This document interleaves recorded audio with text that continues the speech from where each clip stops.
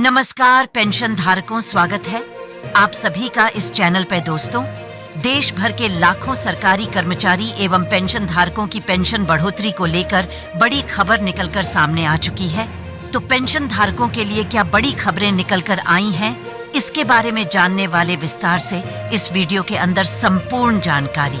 और एक आपसे हाथ जोड़कर विनती है, इस चैनल पर नए हैं तो चैनल को सब्सक्राइब करके बेल आइकन घंटी को प्रेस जरूर कर दीजिएगा, तो आपको इस चैनल पर पेंशन से जुड़ी सबसे बड़ी खबरें सबसे पहले देखने को मिले। तो चलिए पेंशन धारकों खबरों का करते हैं सिलसिला शुरू। भारत सरकार ने सभी पेंशन भोगियों को इस प्रकार की धोखाधड़ी कॉल से सावधान रहने के लिए आगाह किया है और सूचित किया है कि सीपीएओ की ओर से कोई भी व्यक्ति पेंशन भोगियों को कोई विवरण पूछने या ओटीपी साझा करने के लिए कॉल नहीं करता है। इसलिए सभी पेंशन भोगियों को सलाह दी जाती है कि वे इस तरह की धोखाधड़ी से बचने के लिए पेंशन के किसी भी अपडेशन के लिए ओटीपी या कोई अन्य विवरण आदि भारत सरकार ने कहा है कि पेंशन धारकों से जीवन प्रमाण पत्र जमा करवाने के लिए कॉल नहीं किया जाता है। जीवन प्रमाण जमा करने के बहुत सारे तरीके हैं। पेंशन धारक उन तरीके का उपयोग करके जीवन प्रमाण जमा कर सकते हैं, किसी के साथ साझा न करें। भारत सरकार ने कहा है कि पेंशन धारकों से जीवन प्रमाण पत्र जमा करवाने के लिए कॉल नहीं किया जाता है। जीवन प्रमाण जमा करने के बहुत सारे तरीके हैं। पेंशन धारक उन तरीके का उपयोग करके जीवन प्रमाण जमा कर सकते हैं। केंद्र सरकार ने पेंशन धारकों को सूचित किया है कि जब कर्मचारी पेंशन भोगी रिटायरमेंट के समय कम्यूटेशन पेंशन बिक्री कराते हैं तो उनको एक साथ पैसा मिल जाता है। उसके बाद उनकी पेंशन में से हर महीना कटौती होती है और ये कटौती पूरे 15 साल तक होती है। 15 साल के बाद पूरी पेंशन मिलना शुरू होती है।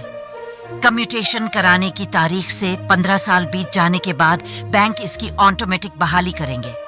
अगर 15 साल के बाद पूरी पेंशन मिलना शुरू नहीं होती है तो इस सर्कुलर के आधार पर पेंशन भोगी कार्रवाई कर सकते हैं। पेंशन भोगियों की बार बार शिकायतें मिल रही थीं कि 15 वर्ष पूरे होने के बाद भी बैंक पीडीए पेंशन कम्यूटेशन हिस्से को बहाल नहीं करते हैं। साथ ही 80 साल बीत जाने के बाद भी पेंशन भोगियों पारिवारिक पेंशन भोगियों को एडिशनल पेंशन का भुगतान नहीं करते हैं। इसके साथ आपको बता दूं कि पेंशन भोगियों में कायना म्यूटेशन बहाली और एडिशनल पेंशन को लेकर कंफ्यूजन भी रहता है। पेंशन भोगी बार बार प्रश्न पूछते हैं कि कायना म्यूटेशन की बहाली कैसे की जाती है, साथ ही साथ एडिशनल पेंशन का भुगतान किस प्रकार होता है। तो इस लेख में पूरी जानकारी आपको मिलने वाली है। इसके बाद केंद्र सरकार ने बैंकों को आदेश जारी किए।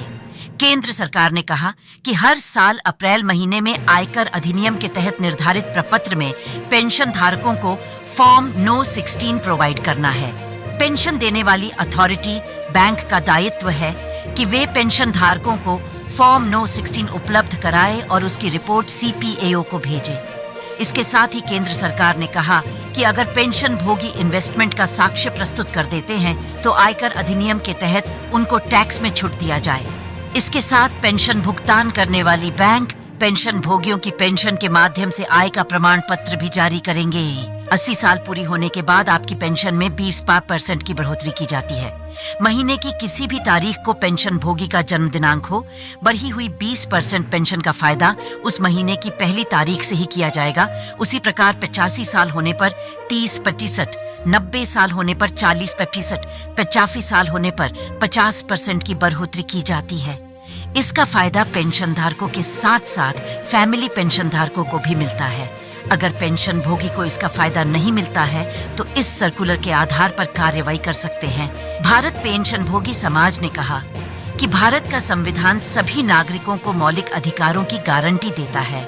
संविधान के अनुच्छेद 14 के तहत सभी को समानता का अधिकार दिया गया है।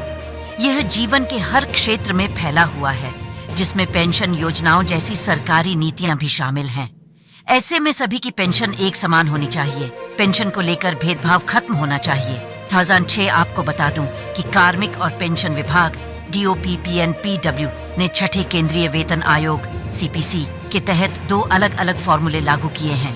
एक 2006 से पहले के लिए और दूसरा 2006 के बाद के रिटायर लोगों के लिए। इससे एक बड़ा मतभेद पैदा होता है, जिसके परिणाम स्वरूप 2006 से पहले के पेंशन भोगियों और उनके परिवारों की पेंशन राशि काफी कम हो जाती है। भारत पेंशन भोगी समाज ने कहा कि भारत का संविधान सभी नागरिकों को मौलिक अधिकारों की गारंटी देता है।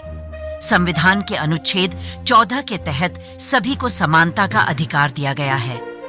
कर्मचारी पेंशनभोगी संगठनों ने विपक्ष से वादा किया कि अगर विपक्ष इन मांगों को चुनावी घोषणा पत्र में शामिल करती है और केंद्र में सरकार बनाने के बाद इन मांगों को पूरा करने का आश्वासन देती है, तो कर्मचारियों और पेंशन धारकों के साथ साथ उनके परिवारजनों का मूल्यवान वोट INDIA गठबंधन के साथ में है।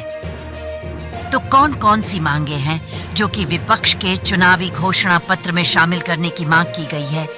चलिए विस्तार में जान लेते हैं। कर्मचारी और पेंशन भोगी संगठनों की मीटिंग में 8वें वेतन आयोग 8th पे कमीशन लागू करने को लेकर सर्वसम्मति से मुहर लगाई गई। सभी संगठनों की एक ही मांग है कि 8वां वेतन आयोग आना चाहिए। उसी कड़ी में कर्मचारी और पेंशन भोगी संगठन INDIA गठबंधन के पास पहुंच गए और 8वें वेतन आयोग की कमेटी बनाने को लेकर बड़ी मांग रख दी। साथ में इसको चुनावी घोषणा पत्र में शामिल करने का आग्रह किया।